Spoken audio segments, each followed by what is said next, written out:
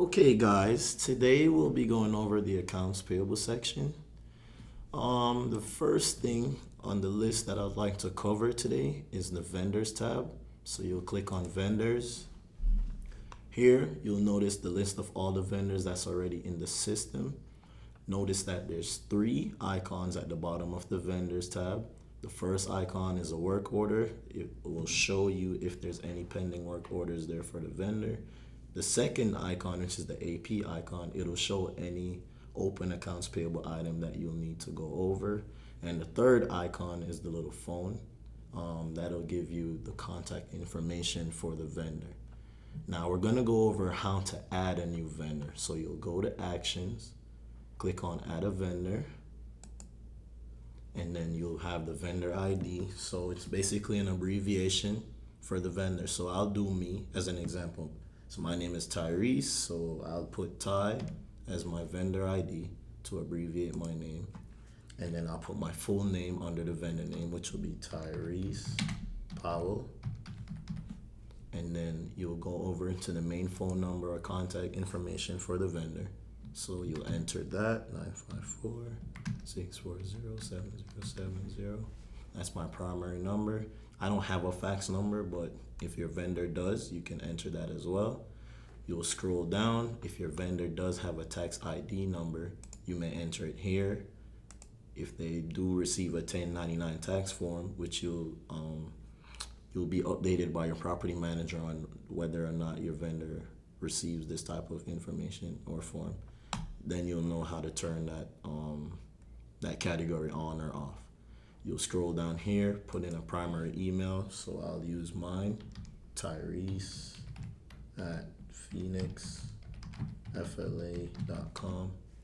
And then you'll scroll down. It's very important to have a mailing address and make sure the mailing address section is filled out properly and completely. That way you can receive your check on time and it goes to the correct place. So for me, I'm going to use my work address, 4800 North State Road 7. The city is Lauderdale Lakes.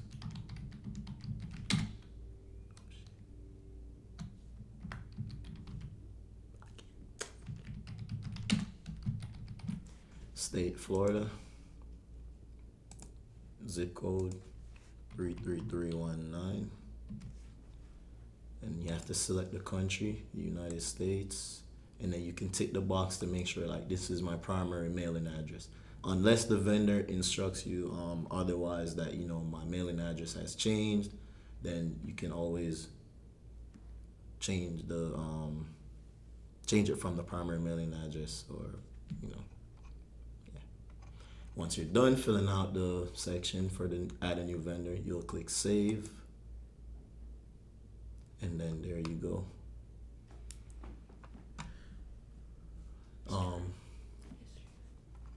Now we're gonna go over the vendor history. So just like how after you save it, let's say for example, all right, let's start back over. You go to AP, vendors. Now you're gonna scroll down or you can search it. Either way is better for you. I'll just go ahead and just search it.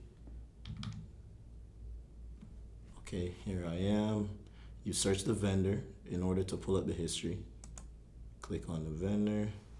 You're gonna go to balance. Once you hit balance, you can go ahead and view the history. And then it'll show, I just entered myself, that's why I don't have any history, but the history will be here. And you can go ahead and you can print out a copy of the history as well as you can email it over to the vendor or the property manager, whoever that may request that information.